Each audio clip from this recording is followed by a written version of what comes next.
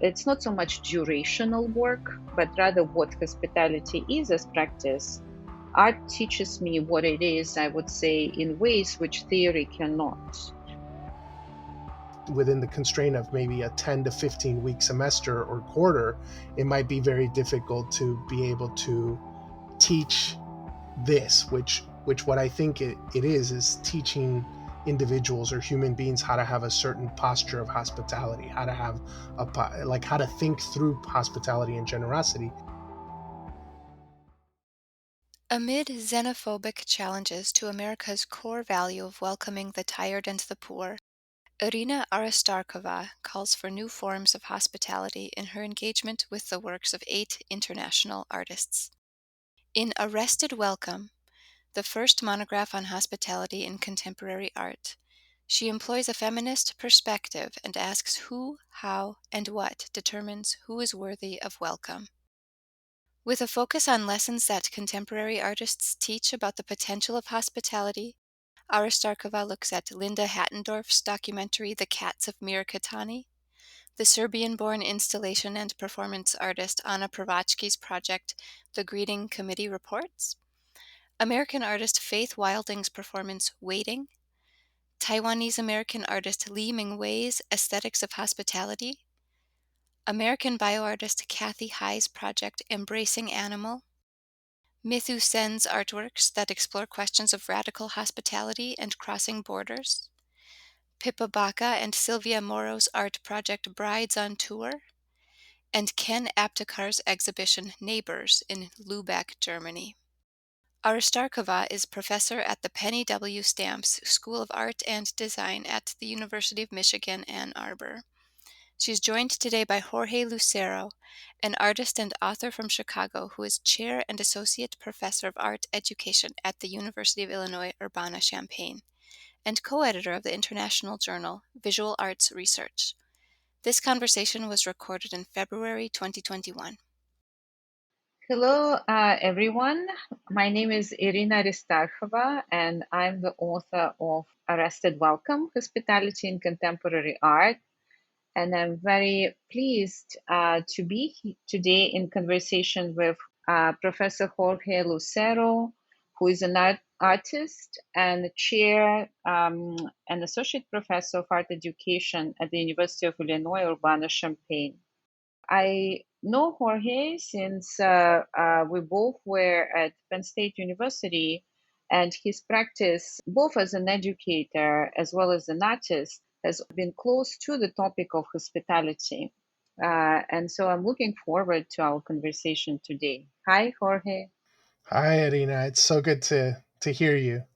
One of the first topics that we plan on addressing is this larger question of invisibility. And one of the reasons I wrote the book was how much of practices of artists whom I'm discussing, such as Liming Wei, Faith Wilding, Anna Pravachki, Mitu Sen, Pippa Baca, Ken Aptekar, how many practices of their art projects remained invisible. And therefore, I saw writing as one path through which a wider audience might experience their works.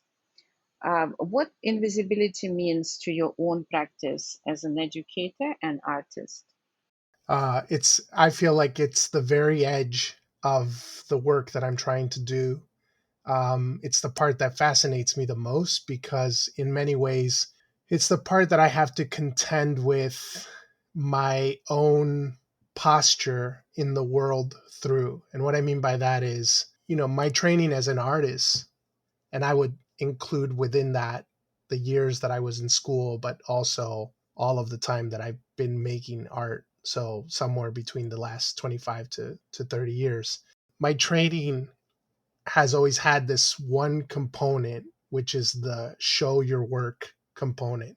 It's the part that you're supposed to, in some way or another, even if it's in the mere act of talking about what you've done or showing, a terrible photograph or piece of documentation, that there was still this component where you had to demonstrate that the thing that you do or the thing that you say you've been doing it is exists in some way or another.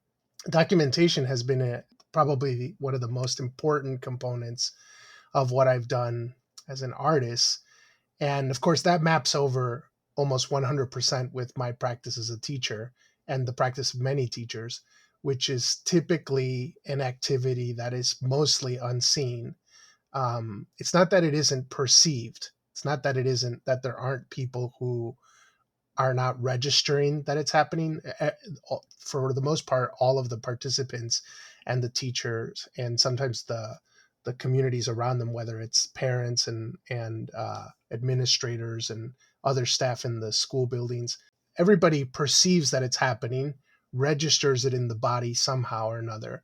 But in terms of having a one for one documentation or having something that does the experience justice, that's almost non-existent existent in teaching. These two things sort of run parallel with each other. Artworks that are perceptible but in mostly invisible, very difficult to look at, very difficult to show evidence of, and then teaching, which to me I think is a parallel practice. Indeed, and sometimes I encountered writing about this works. For example, Anna Pravachki's project, the greeting committee reports that she did a documenta in Kassel. That part of this project was a video art pieces that she did and which were shown to the public during the exhibition over summer. But most of this work, which is more radical, which I find more challenging, like for example, training and more and also more controversial potentially of training staff of the exhibition in practices of greeting and in practices of how to handle difficult visitors. That part was invisible. And when I spoke to Pravachki, she talked about her conscious decision of not documenting that, and that there is a feeling that in hospitality, when you document your hospitality, you are kind of right looking for gratitude, or you're kind of looking for praise. And here I wrote about the tension on the one hand of how the lack of documentation works in the art world, especially works against an artist. There is no trace of the work itself. But on the other hand, it lives up to this promise of what hospitality, ideals of hospitality have to be. So I find for me this question of invisibility is potent. The introduction called Welcome as Resistance, and the chapter in the book on Anna Pravachki called Reclaimed Civility, because I found that her approach to reclaiming what it means to be hospitable to each other contained this invisibility. And what do you think about this fact that invisible labor of those who already been invisible in hospitality, like janitors or at exhibitions, like people who sell tickets, like artists who take on those roles or who try to pay attention to those types of practices, then by not documenting it, they themselves become invisible. And very often they are women artists. And then we again go back into the cycle of self, almost self erasure, as we're trying to live up to some right expectation of being these ideal hosts, while we're trying to reframe invisibility and make the labor of hospitality more visible. Yeah, I mean, I think it's one of the questions that comes up maybe the most whenever I have to give a public talk, and it creates the most amount of tension because there's a kind of negotiating that an artist has to capture or an artist has to do in order to figure out how and when to present what they've done and with who they did it with. So actually your introduction to the book captures that magnificently, because when you talk about the director Hattendorf, I think is the way to pronounce her last name, and her working with this street artist, a homeless man.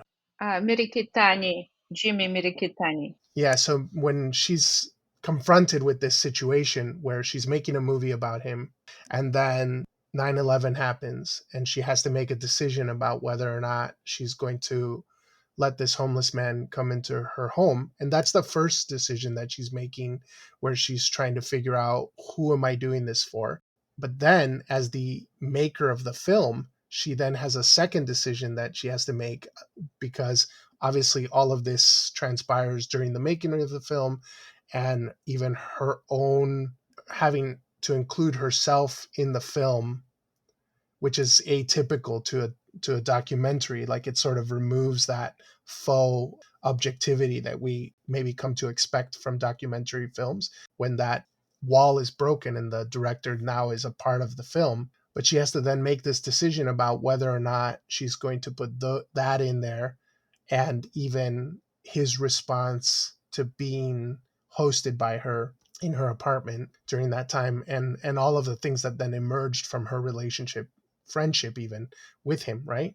That's a constant battle that I have to negotiate within my own body constantly, because I work mostly with people who are not necessarily thinking about the things that we're doing together as art practice, in the conventional sense, in the sense that we're making a kind of currency that can then be circulated within a very specific market. And here I'm not talking about, photographs. Like, I'm not talking about photographic documentation that you could then sell. I'm talking about any kind of documentation, even the telling of the story of the collaboration or the partnership, that gets you or opens up opportunities for an artist like myself, right? Because if I work with a group of students, for example, or if I work in a community and we make a work together, and obviously after it's over, they're not, for the most part, they're not going on and saying, like, building a CV or building a website off of these projects that we collaborated on together. Whereas I have, a list of the projects that I've done. And whenever I'm invited to give a presentation, or I have to have an exhibition or something like that, whenever I go into those more conventional modes of presenting the work that has been done in my primarily intangible practice, I then perhaps show one or two images and tell the story of that work. I equivocate it to a printing of one's own currency, because then you sort of you're cashing out those bits of documentation and circulating them, right? So there really is a question of, and you bring those questions up in the introduction around this filmmaker's decisions, particularly around the question of, like, doing a cost benefits analysis, where you're actually saying, is it worth it for me to present this work, even though I'm the one who's benefiting from it the most, and it wasn't necessarily me who created it all by myself. I should say, and I guess I'm not saying this to totally, like, shine a different light on the thing that I just said, but I have had experiences where you do the work and then you don't talk about it or you don't show it. But it's a difficult thing to defend, because usually when you give an artist talk, you show, 10 to 12 things that you've done, and you're really just showing the highlights or the tip of the iceberg, right? And so people react actually to the fact that you're showing these 12 things, and they think that you're being exploitative, right? That you're, like, taking these people's work or these people's lives and using them to build this kind of currency for yourself. But it's just not an easy thing to have an artist talk where you present the invisible parts, where you present all of the things that are difficult to show. Like, that wouldn't make for a good artist talk. So I usually end up having to explain that, actually, in the question and answer part of any kind of discussion, because it is very difficult to bring those things to the light without, in some ways, doing damage to them. I must say that I learned a lot about this from artists like yourself, and from practices of hospitality, pointing out that on the one hand, that is something that is always with us. Those types of decisions, they are ongoing decisions in our everyday life. That it's not something that we can, predict in advance, right? You don't know what it would feel like at the end, and that's where I know that we had these conversations also about what is documentation and what is ongoing work of hospitality. I believe that the way in which what happened to Jimmy Merikitani, for example, right? There is a film that we can experience that Linda Hattendorf did, but at the same time, there was also life. There was Merikitani's life that he had exhibitions. He passed away surrounded by loved ones and friends.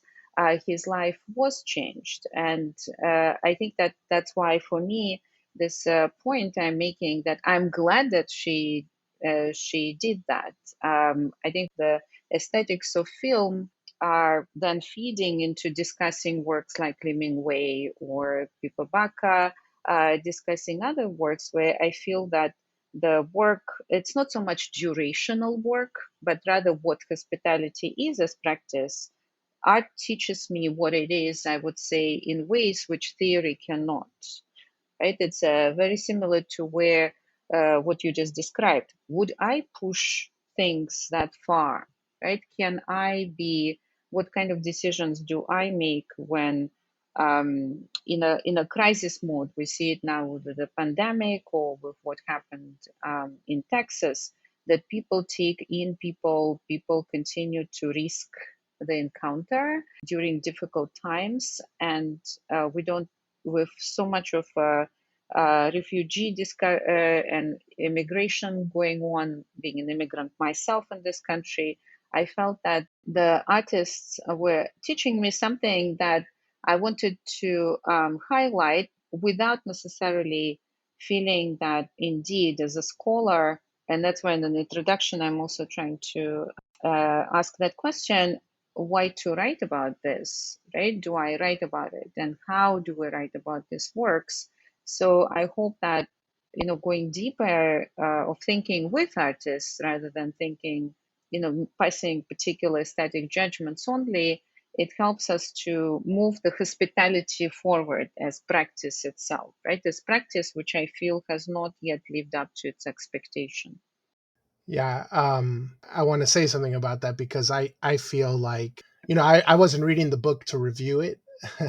I got the book way before you even contacted me about having this conversation together, precisely because I think there's some overlapping interest, and so that's where I started.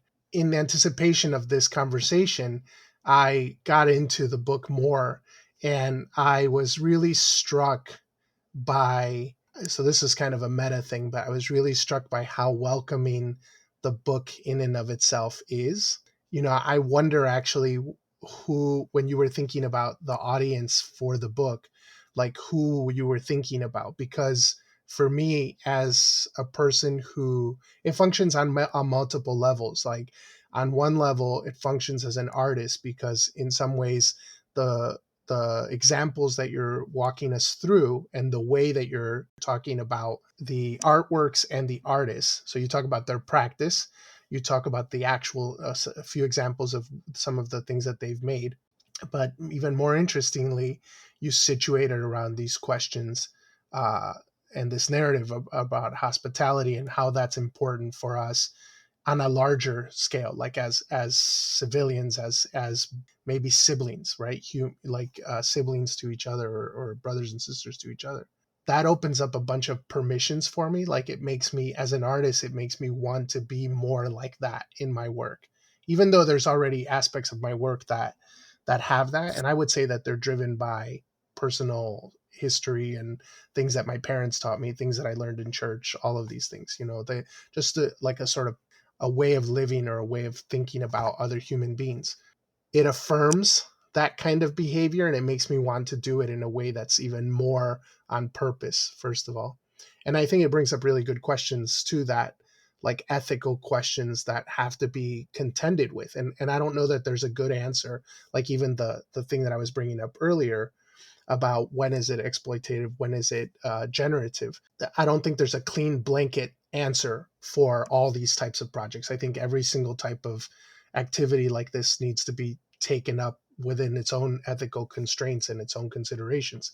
But the other thing that it made me think about is how, what a great book it's going to be for my students, like for to be able to share it with my students, and open this world up to them too, because I think in some ways it's not something that is necessarily taught. It might be skirted around in some ways, right? Like you might get a little bit of it in some of your art theory classes or your art history classes, but it might be a very difficult thing to curricularize in the sense that, within the constraint of maybe a 10 to 15 week semester or quarter, it might be very difficult to be able to teach this, which what I think it is teaching individuals or human beings how to have a certain posture of hospitality, how to have like how to think through hospitality and generosity. And I mean, I suppose I can envision a scenario where I could like plant the seeds of it, and the book would be very useful for that. But it's just a difficult thing to pedagogize within the constraints of what the academy allows for us, right? But the book really opens up a platform for discussion and for imagination, for us to be like, oh, like these are the possibilities, and even the risks, not just dangerous things that some of these artists, kind of meddle in, but in fact, I mean, as in the case of the last artist, the Brides Project, where there's actually somebody actually loses their life in the process of that, right? Yeah, I was thinking about this idea of risking your life to do this kind of work. We do teach it, even though we don't. It isn't the same kind of risk. It isn't like, potentially violent or potentially immediate or tragic in the way that it was for these artists. But there is a kind of exchange of life energy or time passing that gets made, and it is a risk that needs to be considered when you make this kind of work, because I think that the critique that can be made of a lot of social practice and relational aesthetics and participatory art, which you also bring up in the introduction here, is about legitimacy. And a lot of times that's anchored with authenticity or genuineness. And if I were to boil that down, frequently it has to do with commitment. Like it has to do with how much is a person willing to give of themselves for the thing to be the thing that they're saying they want it to be. And that's a very difficult thing to ask people to do, but it's an also difficult thing to ask yourself to do, right? So the examples in this book in particular, where that line of life and art gets almost completely obliterated, are maybe the most inspiring. So many great points, questions. Thank you also so much for being such a receptive reader. I spent a lot of time on, as you can imagine, for a non-native speaker and writer. That's why in the end, in the acknowledgments, I talk about what it means to write in a foreign language and how potentially I feel contemporary art could be such foreign language. And I considered my role as a writer also to indeed welcome the audience. When you asked about the audience who might ask genuinely, why are people doing these things? Right? And feel alienated indeed from artworks which I'm referring to, or just not like I know that maybe for many of my own family and friends, these artworks would be challenging. They would be something potentially controversial, not to say outright crazy, and not just simply feel good. Right? We are not talking about feel good. Indeed, as you said, we are talking about risking one's life for the sake of one's own art or for the sake of the principle that one is trying to kind of transmit or present in one's own art practice. So, indeed, for me, the audience was very important. And I think part of that answer is to open up the audience of contemporary art, to just enable this foreign language of and often considered elitist language, indeed, within our discussions between relational aesthetics, social practice, radical art, political art, contemporary multimedia, all kinds of art, to open it to more, so that you can give this book to your, indeed, like mine, potentially family and friends who are not necessarily right coming from our world, and say, this is why I do this, right? This is what it is about. It's not very different from what we do in our communities, right? It's just that artists are redefining it, incubating it, pushing it somewhere else, and that's why they are doing it. So that was one part of the audience. I wanted indeed to write in a way where that path is possible, right? Which means, of course, right, totally different from the way I was taught as a theorist, especially as a feminist theorist. Right? You become acquainted with. I started with hospitality studies very much with Derrida, with Levinas, with a lot of French and German theorizing, with Dostoevsky, with thinking about Sanskrit key texts on hospitality, like the Law of Manu. I looked at hospitality in other cultures, the Bible. So hospitality is foundational to so many different societies, but often it's coded in there are fables, right? On the one hand, but then on the other hand, we get contemporary theory where things might get pretty dense.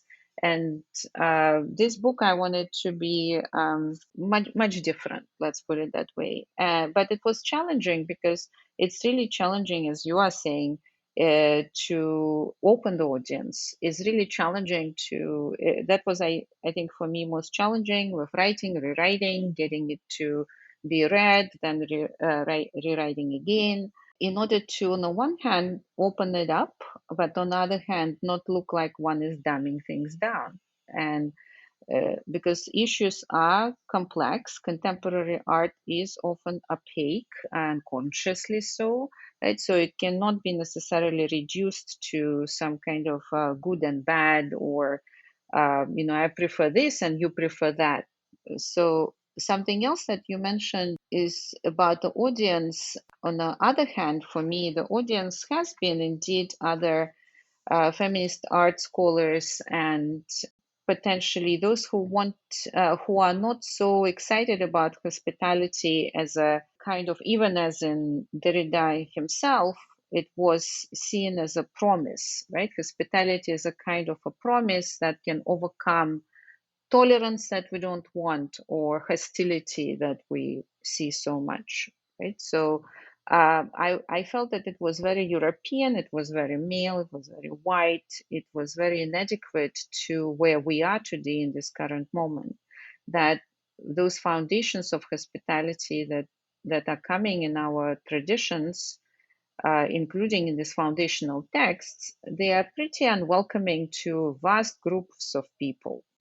For me, as a feminist scholar, you can imagine how it felt when at conferences people just felt very defensive about hospitality, because women, especially, or if you travel in other parts of the world, people say we are already supposed to be welcoming, right? If you go to other parts of the world with highly developed tourist sectors and industries, right, hospitality may sound pretty cynical, or even something that is imposed on people, right, to be expected of them. Not anything to be praised, but rather, right, you are supposed to be nice, and that's what so much of the book, right, this layering that Faith Wilding is doing. You're supposed to be waiting, you're supposed to be hospitable by default automatically. So that was, I would say, another audience of the book is artists and scholars who are thinking through these issues, but who are not willing. I would say, I'm not willing to give up on hospitality. And something else that we want to address is question of authority, right? Whose authority it is that we are looking at, who is authority of the host, authority of the guest. I'm not willing to give up on it, because I think that other alternatives which are presented, whether for art, right, to like keep art outside of life, right? Let's art be in this, Kantian sense, right? Let's only move towards a narrower notion of aesthetic, of what aesthetic is, on the one hand, and the role of the artist in society is on the one hand. I'm not willing to give up on that, on those kind of avant-garde and experimental questions that some artists have been working with, on the one hand. And also, as a feminist scholar, I'm not willing to give up on hospitality in favor of those who only advocate for legal and structural solutions, right? Like rights, the discourse of law.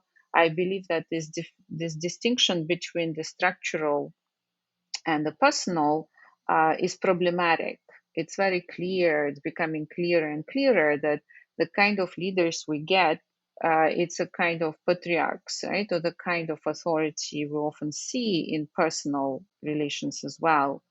And so, as a feminist scholar, for me, it's been really important to point out how hospitality is being challenged, but challenged in ways which might take it elsewhere, right? As you say, we might start with in one place, but we might end up in another place altogether. And so, opening it up, each chapter provides different kinds of takes on it, or not solutions, but rather, right, look, this is what these artists are doing, and it's out there, and let's look at it. And here, as I'm now uh, like thinking with you about it, I'm really curious about this when you say that it gives you more permissions. And I know that you work with this concept of permissions. Maybe if you can say a little bit more about it, what it is. And I find it really something that I did not think about before, but really curious and learning about more. I think if I had to go back to the core of where it comes from, it would be all the way back to my undergraduate experience. I did my undergraduate degree at the School of the Art Institute of Chicago. I had a studio that was connected to the actual art museum through a hallway, an easily accessible hallway. So I would spend at least an hour, if not more, every single day that I was in the studio, actually in the art museum also. So this weird, I had this amazing relationship where I had an archive, a treasure trove of artifacts and art experiences, just a few steps away from the place where I was trying to make work. And the relationship between what I was seeing and what I was making was so intimate that I don't think that I've ever lost that. Fast forward to me becoming a teacher, and the teacher occupation part of my life taking up the most amount of hours of my day.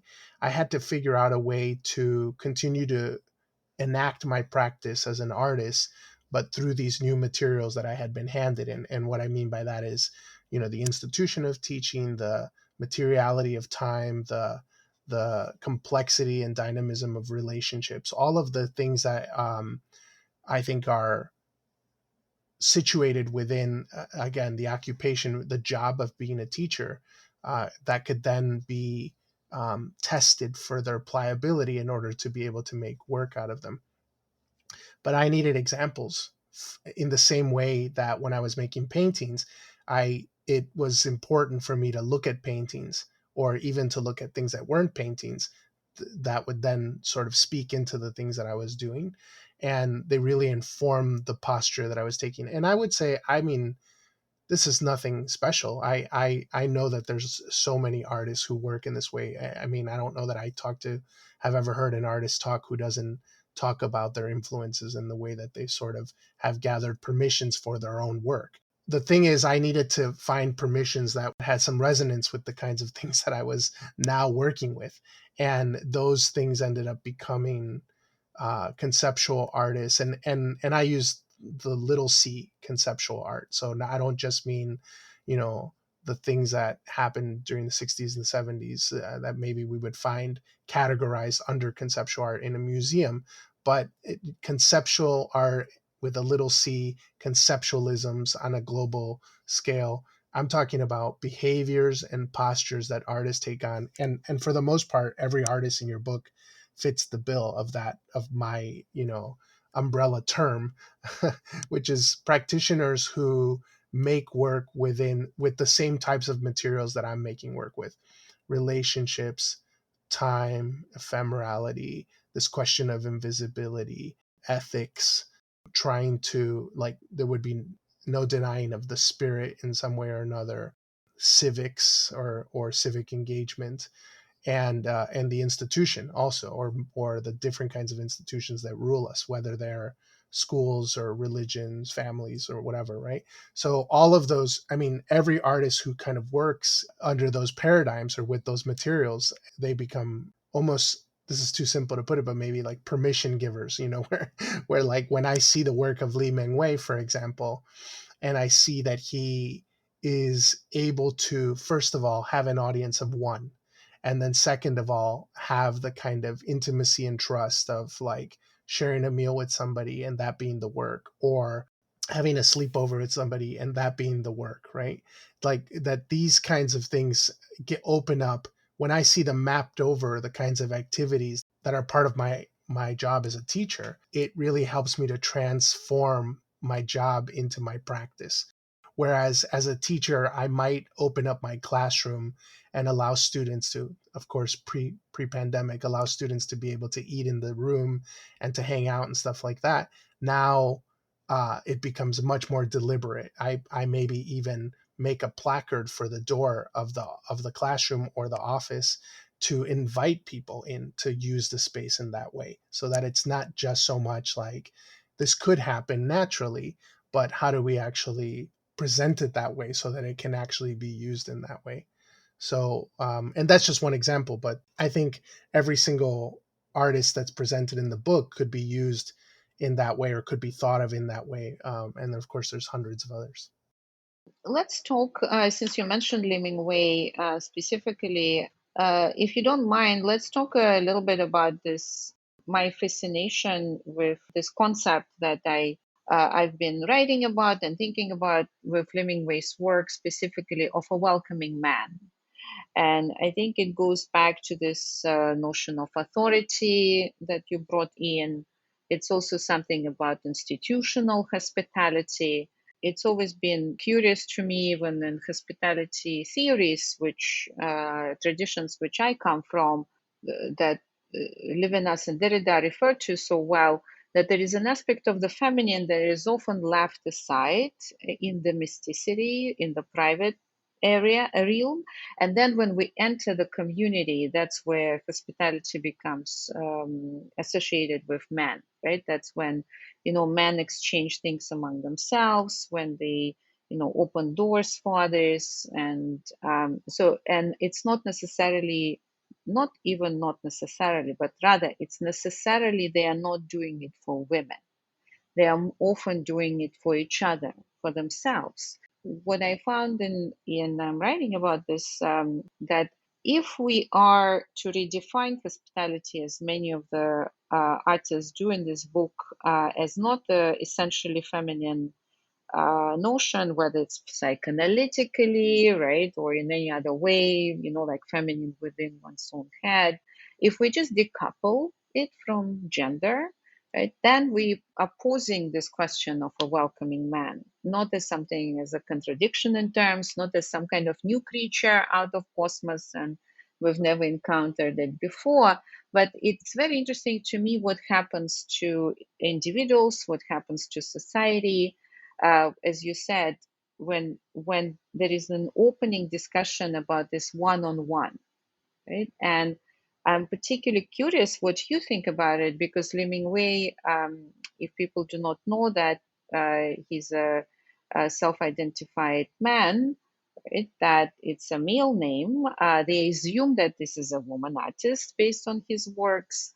That they find it, and Mingwei often, as I'm writing in my chapter, says that people who are connecting to his works very often are, right, women who are kind of replacing him as he's doing his projects as hosts for his exhibitions.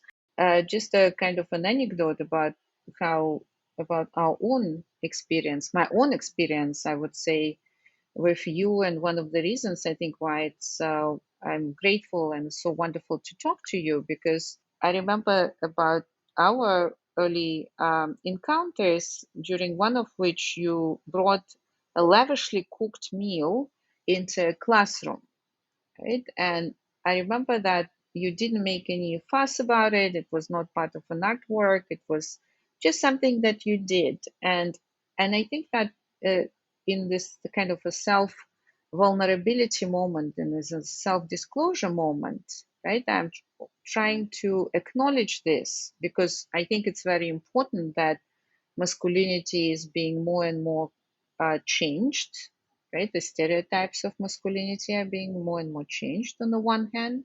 And on the other hand, I'm also acknowledging the fact that potentially we need to create some space and we need to continuously creating spaces for welcoming men, which would not necessarily only be in that traditional biblical, right, or Quranical or kind of more ecumenical sense of the word, but rather just, men welcoming women, children, other men, refugees, and so on and so forth.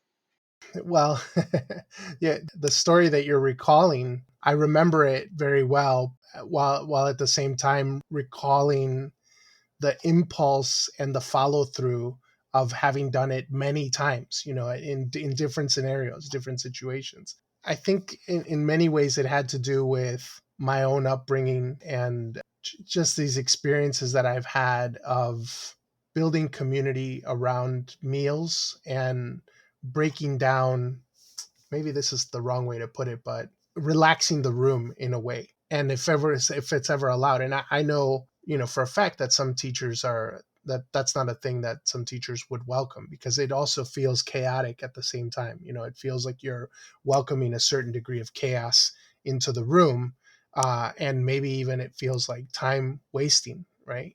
But Hmm. it's been but it's been my experience that my most significant pedagogical moments, both as a teacher and as a learner, have probably been around some kind of shared meal.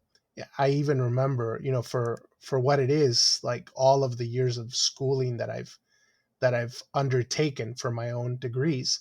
There was a lot of classes that I had to go to, a lot of coursework that I had to do, and a lot of assignments that I had to take care of. But some of the richest learning that I've had, it has been with my cohorts. So whoever it was that was in those classes with me, when afterwards you would go out for either a drink or a meal, or when you were working, if you would stop to have a meal together, or just inviting each other to each other's homes.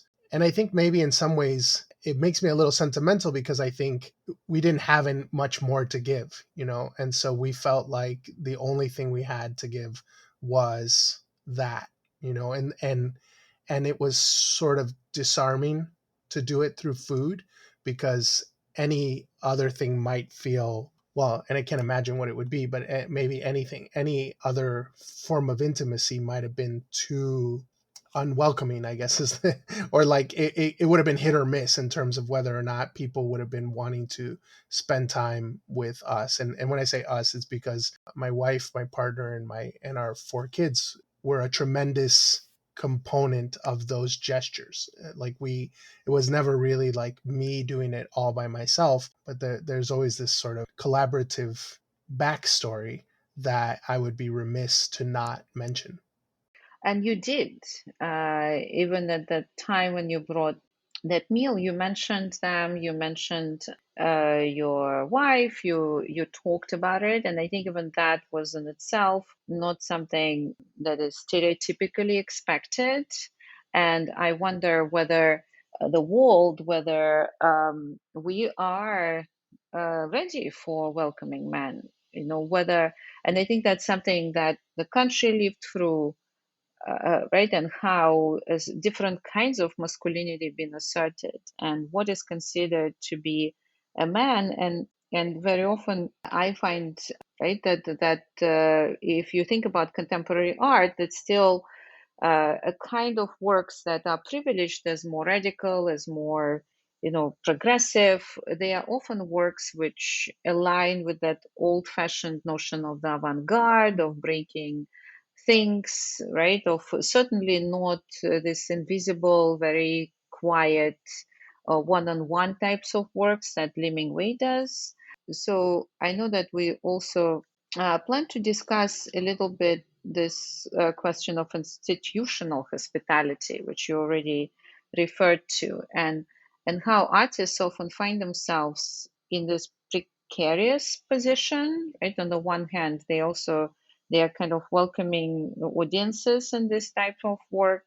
I'm thinking now about Mito Sen and how she used in the chapter that where I write about her work, how she uses her artist in residence projects as a kind of a pushback against this idea that she would be a perfect guest, right? And she's trying to think through her projects as questioning or extending institutional hospitality to others, or to throw it back at an institution or the person who is hosting her as an artist in residence.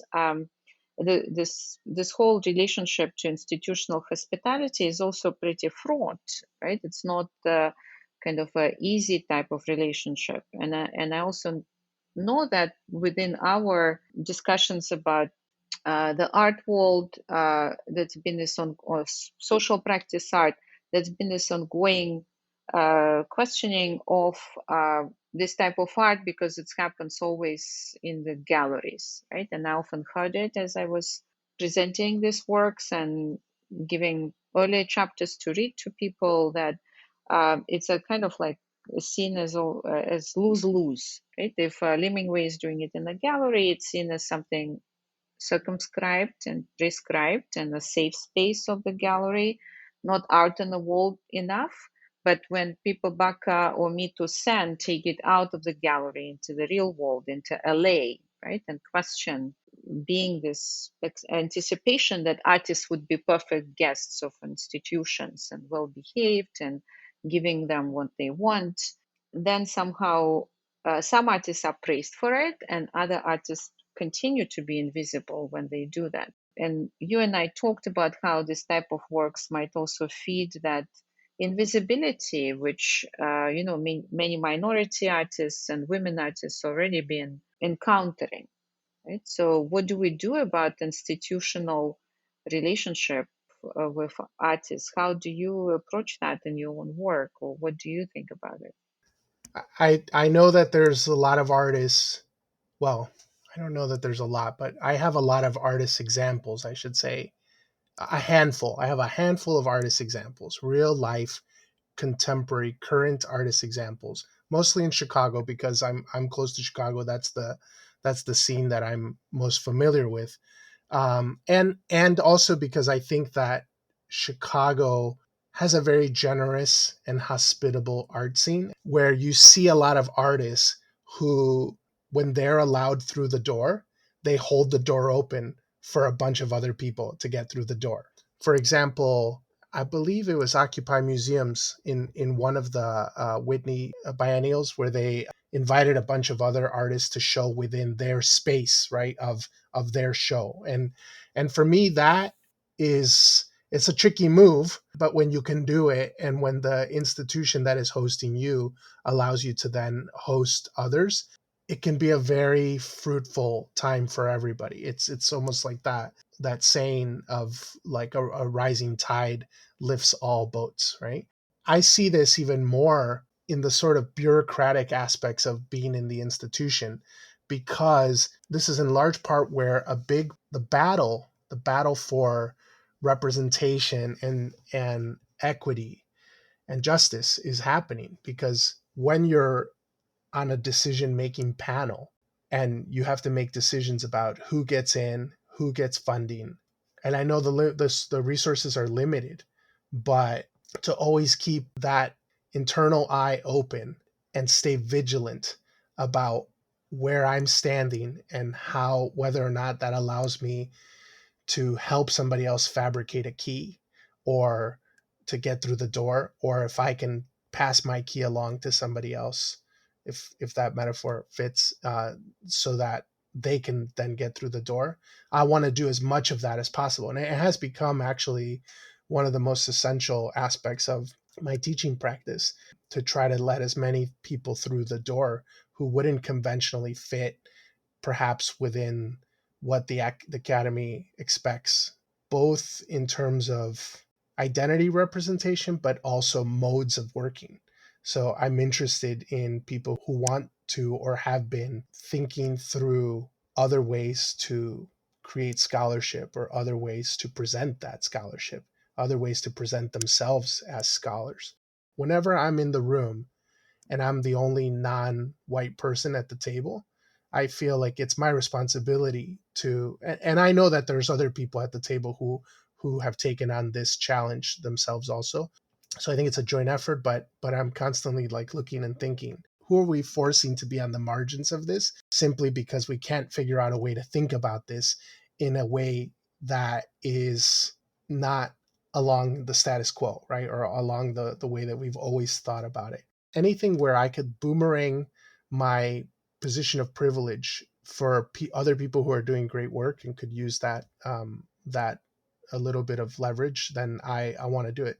A gallery, an exhibition, the publication of a book, the writing of an article. I have to say that it doesn't come out of nowhere. It comes out of people having done it for me.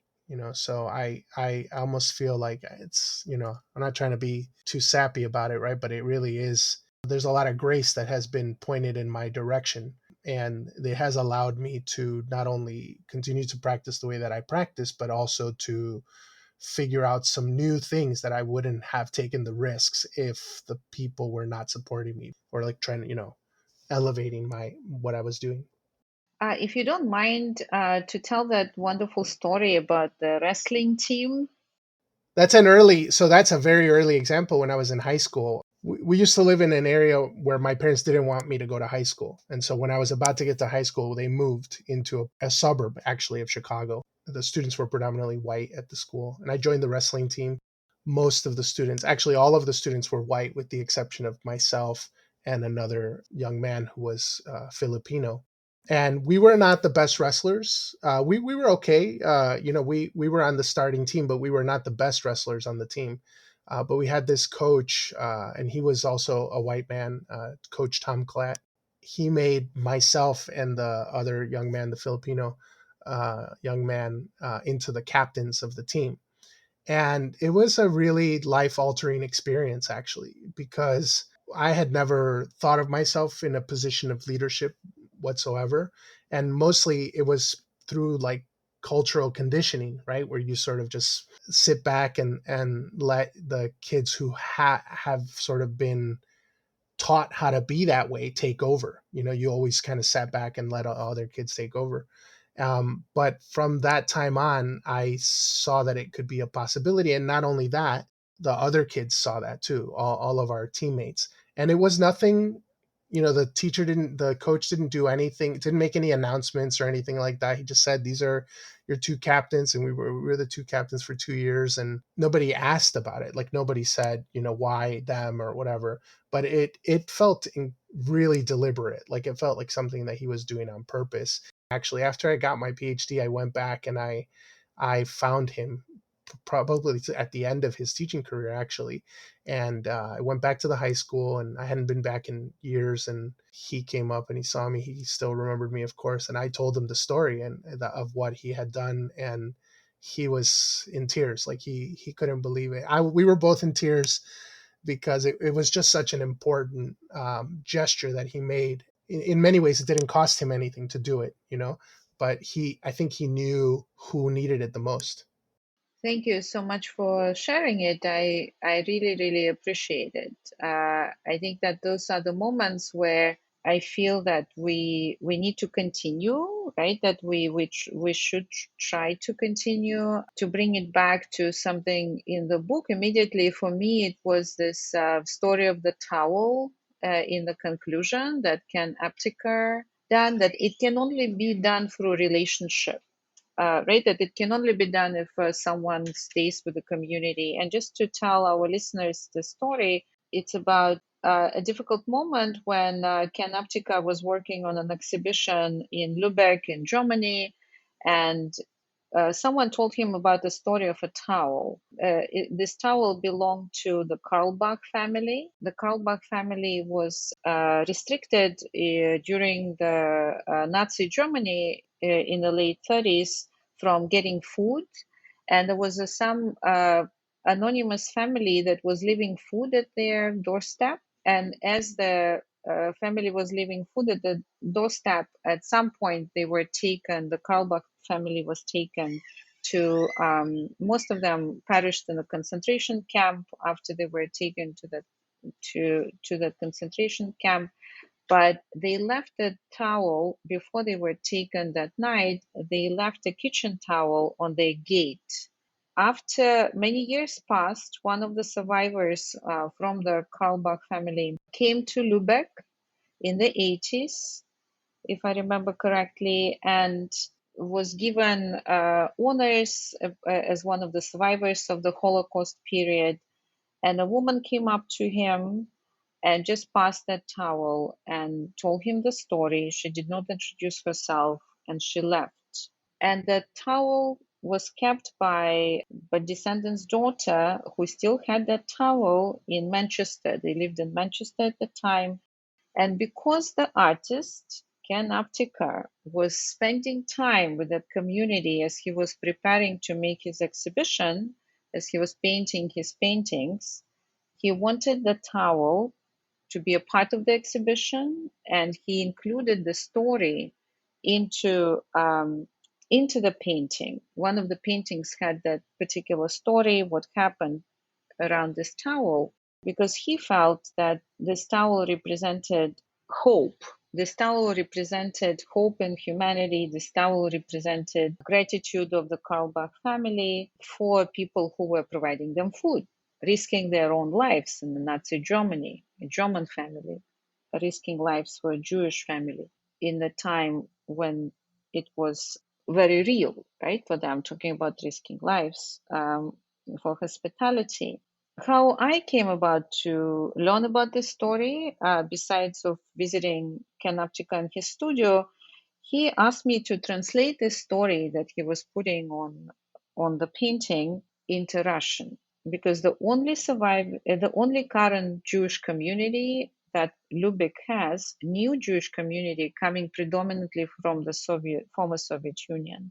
So he asked me to translate it into Russian, and of course it prompted me to think through other issues of my own positionality as a Russian, but also going back to your story about how those types of stories, they pass from one place to another, from one generation to another.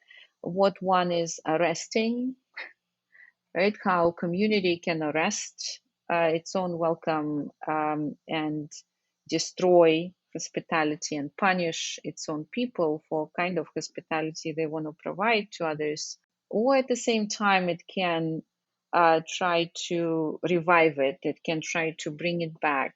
And so for me, it was interesting how the towel at the exhibition, right, we talk about art objects and we talk about, right, what they represent. I know you're also interested in those objects which are looking mundane, right? It's not something that is made, but it has that investment, it has that history that we are passing from generation to generation with a certain kind of hope. And I guess that as we are having our conversation today, you would see that in that conclusion, I was cautious, right? I'm still believing I'm believing certainly in hope, but I'm not sure what we can learn even from that story, right? I think that we can learn as much about the capacity for risk in the name of our neighbors as much as we can learn about capacity for evil among neighbors. And we never know, right? When we talk about these grand gestures, another point which I think I learned from Ken Aptekar's work is that we never know which gesture would become this important gesture.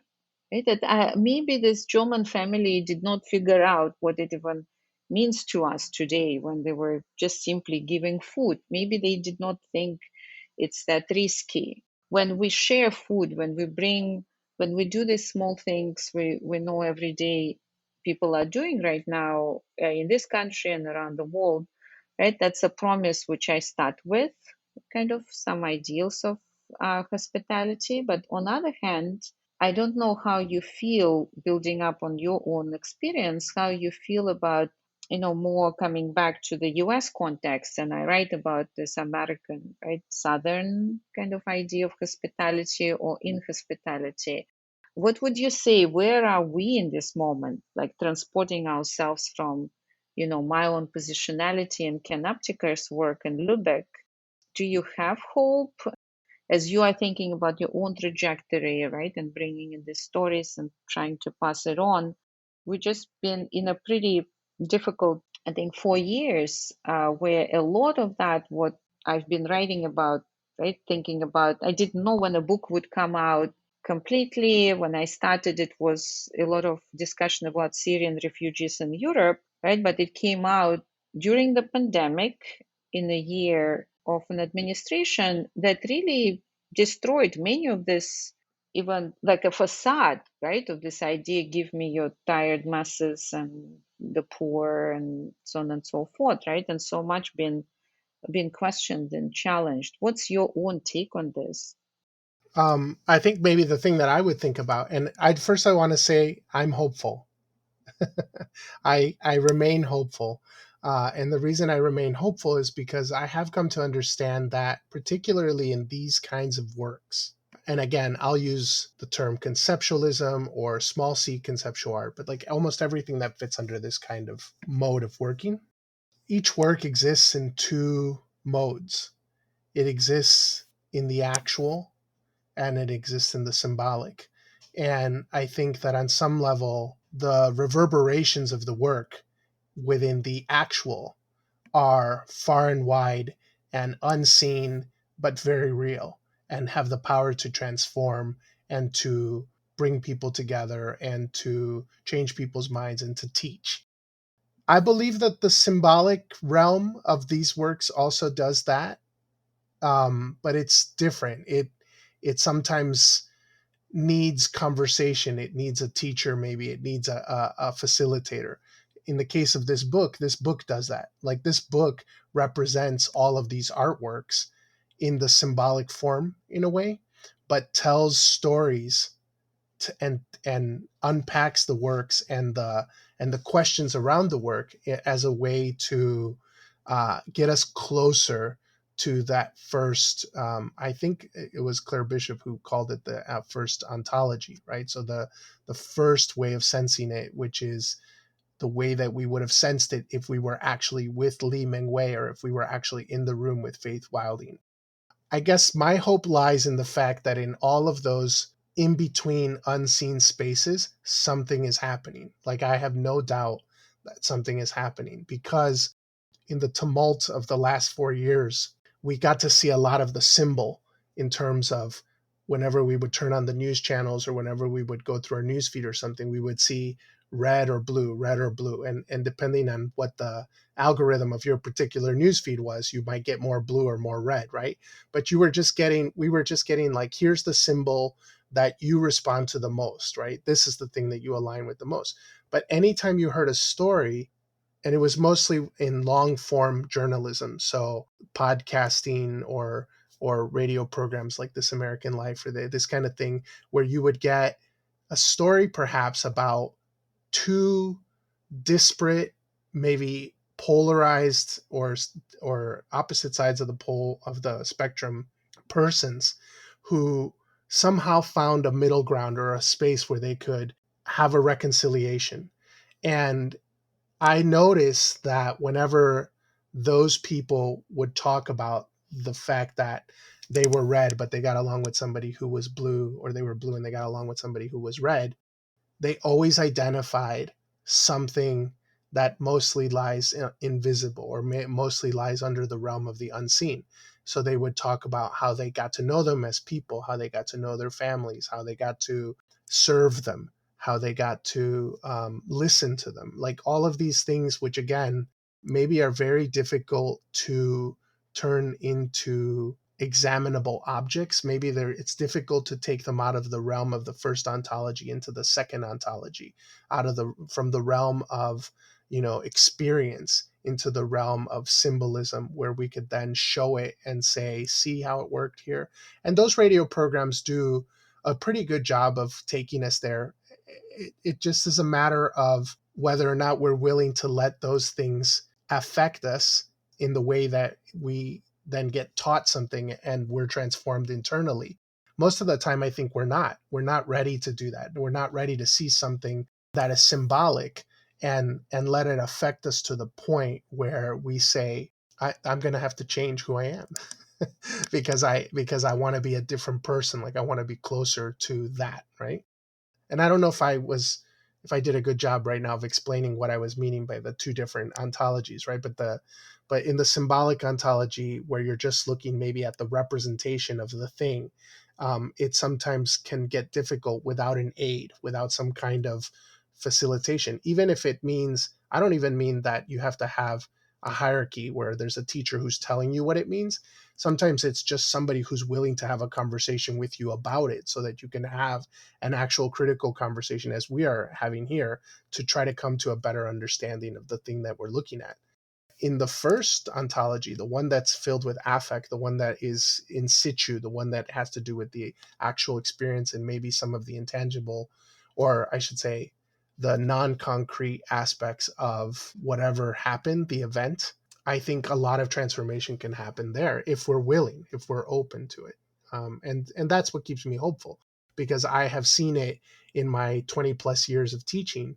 I see it on a daily basis, maybe on a minute to minute basis, that within the realm of that face to face exchange between myself and another person, another human being, even if I'm not teaching, like officially teaching, or even if I'm not like checking in to see whether or not they have their work done or whatever, when I'm just maybe saying, how was your weekend? Or when I'm maybe just saying, it's making me think actually about the first chapter about the good manners, right? Or the behaviors, right? But that kind of chit chat, which sometimes opens up that middle space for there to be a kind of space for things to happen, space for things to unfold. You set up a welcoming environment as a means to allow these things to emerge. And maybe now that I'm thinking about it, for me, welcoming has a lot to do with forgiveness. I know that I come to almost every situation, every event in my life with expectations. And sometimes when my expectations are not met, I have to figure out a way to immediately forgive. And it's I'm not talking about redemption. I'm talking about just letting something go, or not carrying it so heavily, or understanding that it's just very different than me, and I have so much to learn still, that this person might actually be the person who's going to teach me all of that. I've seen other people do it so well, and I'm inspired by that. That's why I have hope. Thank you. What a great, I think, answer. And because this idea of openness is so much part of what I also learned from the artist whom I wrote about. I think one of people who really surprised me where it took me myself was Kathy Heiss' work, right? Her openness to work with something so strange, right? Like transgenic rats. And indeed, again, this idea that we are doing something invisible. She first started this work at home. She kind of challenged me in my own relationship, I think, to the question of animals. It brought me all the way to Jainism, which I was always interested in, but just until her work, I did not, I think of what are the implications.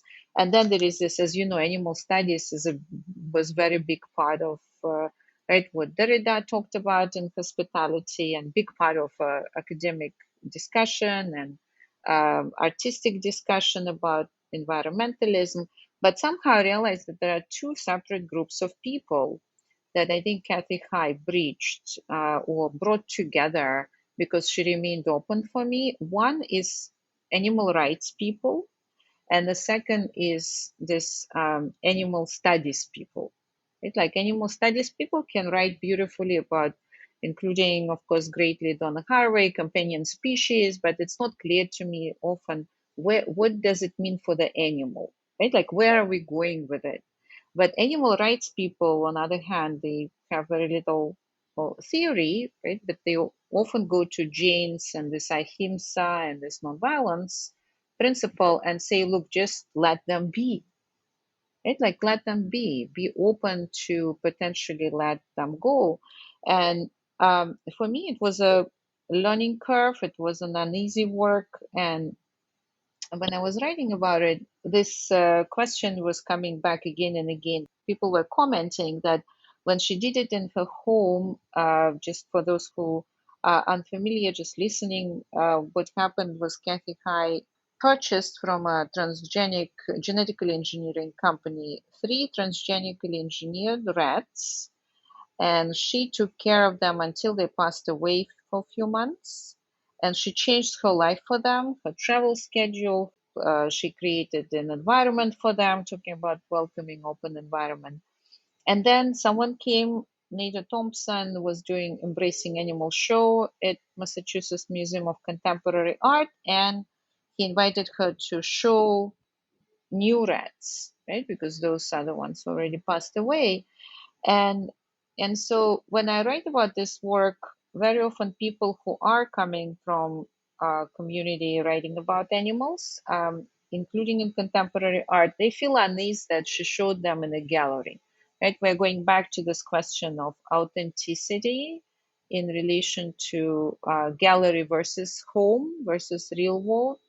Once I figured out why for me it was not a problem, and I'm a pretty critical person often, and I realized from the red point of view, they don't know.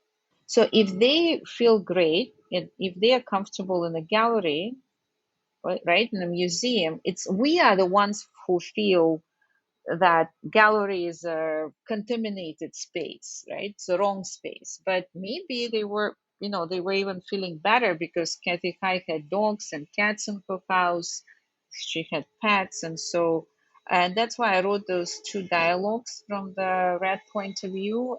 And I don't know whether it works or not. I know that it's a kind of a solution that might be counter productive in the academic sense of the word. I thank University of Minnesota Press for publishing it because few people said, "Oh, we couldn't believe that it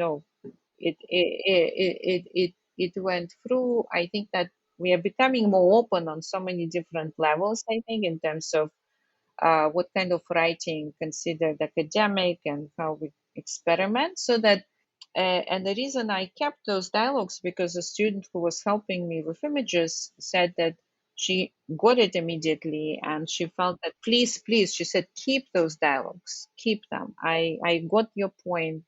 It didn't look too cheesy, right? Or kind of taking over the voice of a rat, because my point also was that neither animal studies scholars know what rats are thinking, right? Nor Kathy High knew, nor I know, right? It's we are all, as you said, so I think clearly and beautifully that there is this symbolic level at which we're operating here, and in a symbolic level, we just need to find a form, right, that would do what right we want it to do, and that form doesn't always need to be full of special terms.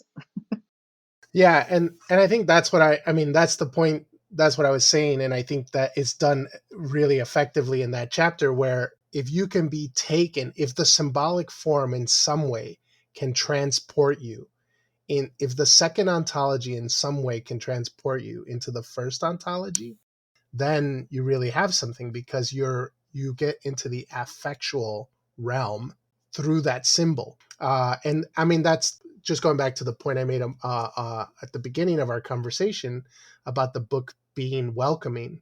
I mean, I think it's part of what writing theory should be. So because I we have this conversation a lot with our graduate students, because they see the form of theory and they think that they need to mimic the form of theory. And usually it's so wrongheaded, because what they're thinking about is the complexity of the language or maybe the density of the citations. They're almost devoiding their own voice from that writing that they're doing.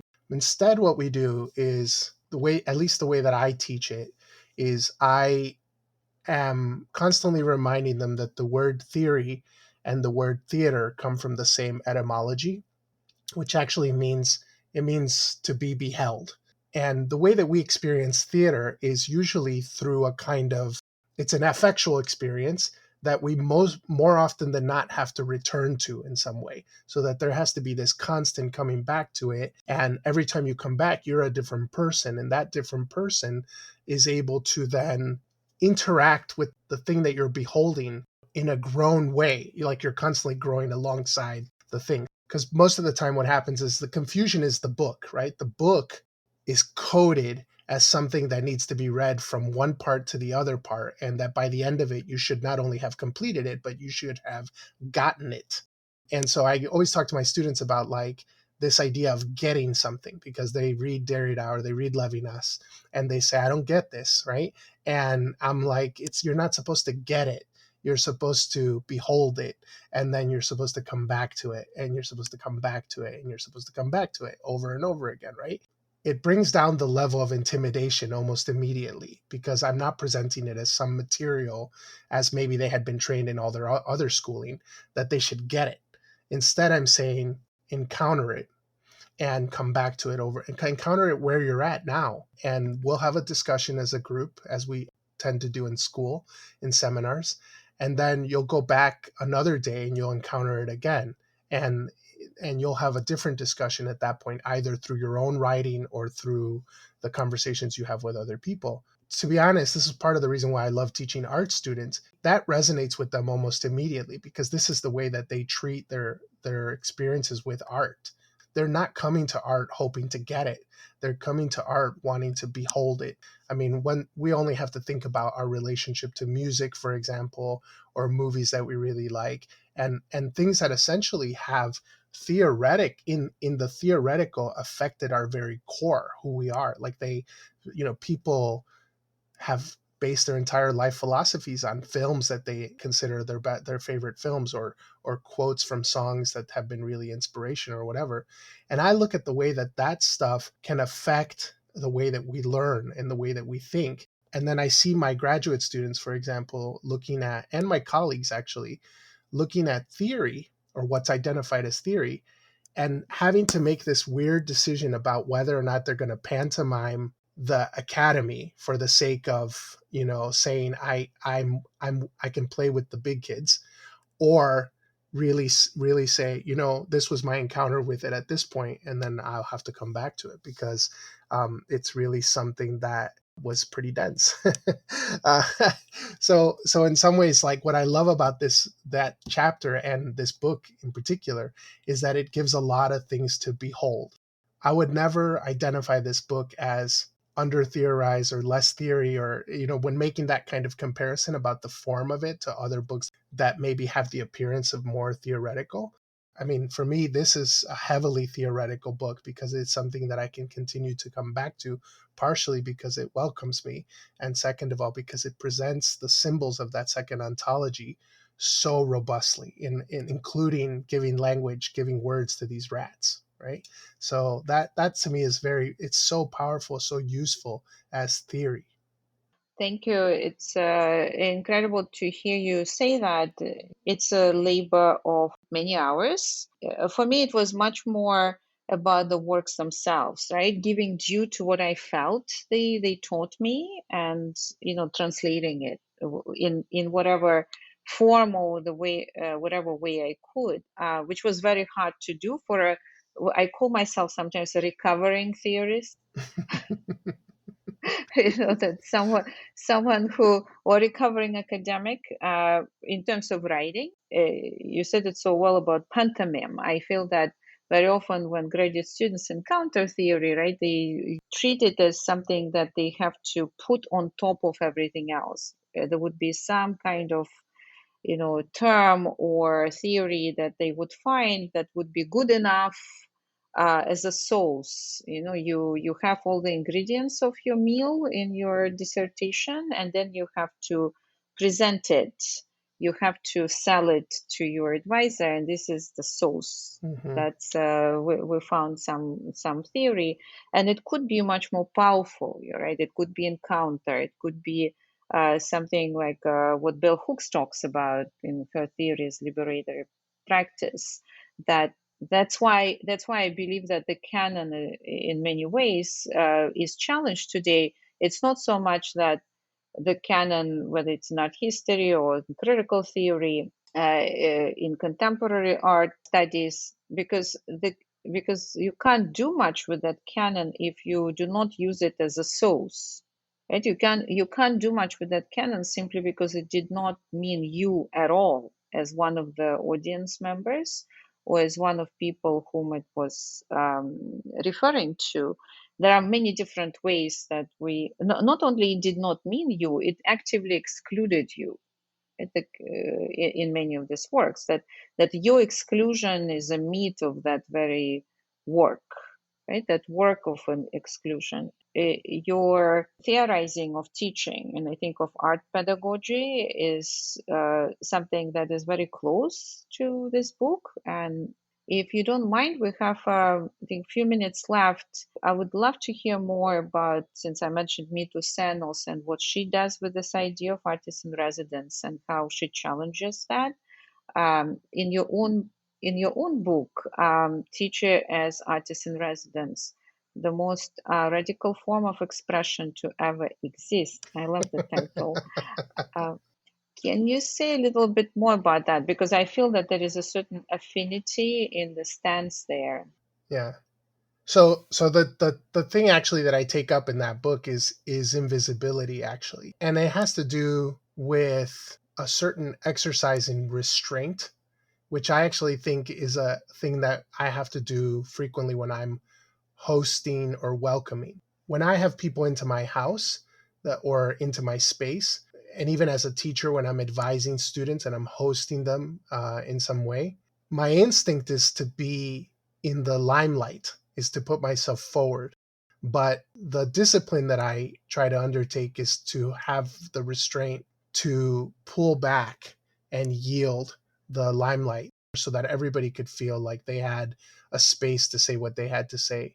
And this idea of teacher as artist in residence has to do with paying attention to that kind of yielding as a kind of material. The reason I say it's the most radical form of expression to ever exist is because I really think it pushes up against that edge where nothing is produced, nothing is talked about, nothing is shown. It's not this kind of activity where like the artist just does it for themselves. It's that everybody knows that it happened, but maybe they don't really know that what happened was creative practice, but that what happened was just like their lives, our lives happened, and the way that they happened was there was some deliberate gestures that were made in order for the gate to be open, in order for the food to be prepared, in order for the forgiveness to be given, in order for the moment of reconciliation to be had, but really going out of my way to not make a big deal out of it, because my instinct is to make a big deal out of it. My instinct as an artist is to pin the thing I did up on the wall and invite everybody over to look at it. And I'm sort of trying to push against that. The verse in the Bible that you quote, I think, is the one about welcoming the stranger into your home, right? Or welcoming the foreigner and the stranger. The one that I like, I think, is also from the Sermon on the Mount, is the one where Jesus says, when you do your charitable work, don't let your right hand see what your left hand is doing. That's a practice that I really try to get into. It's not easy, and I fail at it a lot because I am an artist too, and I like to show what I did. But when it comes down to the core of the thing, there's a lot of stuff that doesn't get shown. We may show like a picture of something that represents the event, or maybe there's a paper that gets written or an exhibition that gets had, but the real work, that work's never going to, I mean, it's going to be perceived, it's going to be felt by everybody, hopefully, who was involved, including myself, but I don't know that it will ever be fully represented. Can you say a little bit more about that quote, what we started with our conversation today, that, like in Linda Heather's case, that you are not supposed to kind of show off what you've done? Is it what the meaning of that I think so. biblical verse is?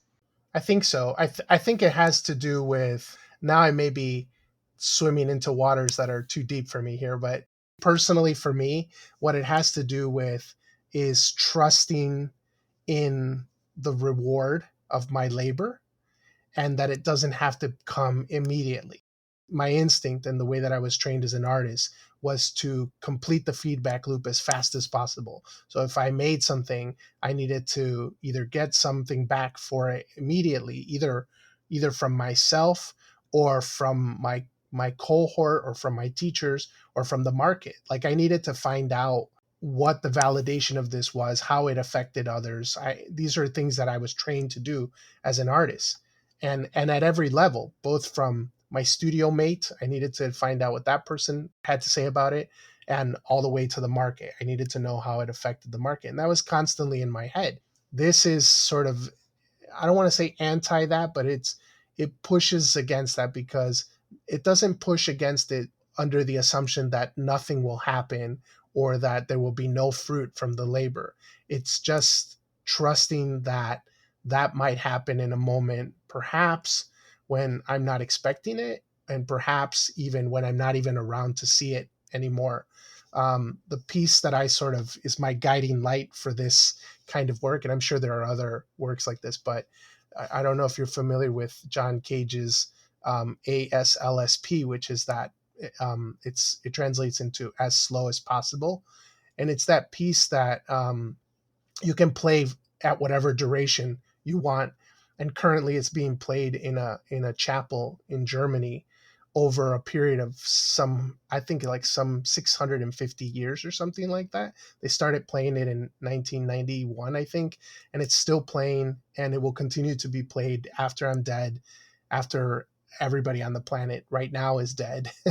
And nobody will have seen the beginning and the end of that work. And if you ever, I'm probably never going to go see it in person, but you can watch videos of it being played on YouTube. And you're just, all you're witnessing is a little sliver. Like all you're witnessing is a moment in time, and I'm happy with that. Like I'm happy with my work being just a moment in time, recognizing that perhaps there's something that will occur after I'm gone, or in other places where I don't get to see it. And that's why I called it, that's why I really think that teaching is in many ways the most radical form of expression to ever exist. It completes the feedback loop without you. Thank you so much, Jorge. What a great ending to our conversation today. I learned so much. It's been a gift talking to you today. Thank you for your generosity and for your time. Well, I want to say thank you to you, first of all, for writing the book. I know that it was a labor to do it. The fact that it exists, I think, is going to do exactly the thing that I was just saying a moment ago, which is it's going to teach many people, and it's gonna be a feedback loop that you probably won't see completed, but it will have had a really deep impact. It certainly has in my life already, and I'm really grateful for it. And I my plan is to recommend it to others very soon. Thank you. Thank you. Take care. For more information, visit z.umn.edu/arrested welcome. Thank you for listening.